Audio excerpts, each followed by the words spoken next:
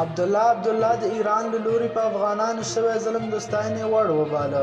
هیواد ټایمز په ایران کې په 3 مذهبي کسانو د برید وروسته د دې هیواد چارواکو ته په افغانانو د شدت نوې بهانه په لاس ورغلې ده.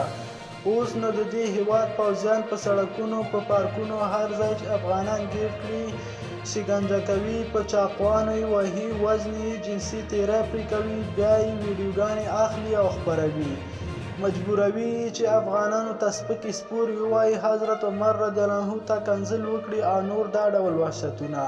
خو د افغانستان د مشرانو له لوري د ایران دې وحشت ته غبرګون ډېر پڅ او حتی د شرم وړ دی، په داسې حال کې چې په افغانانو روان ظلم او وحشت په مستقیم ډول د ایران حکومت یعنې د دې هیواد د پوځ ترسره کوي. خو ډاکټر عبدالله او ورسره حامد کرزي نن په خپلو غبرګونونو کې دا د پردیو له لوري د ایران او افغانستان د اړیکو د خرابولو هڅه بللې ده او ان په دې هکله یې د ایران کړی اقدام معقول بللی دی.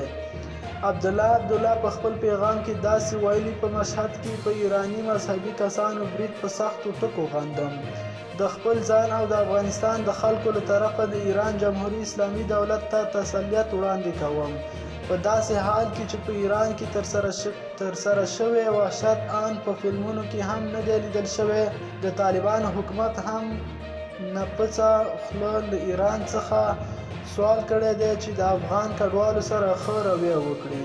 قدرمنو اوریدونکو، تاسو د دې موضوع په هکله څه نظر لرئ؟ نظریات مو له موږ سره په کمنټ کې شریک، ویډیو لایک او چینل سبسکرایب کړئ.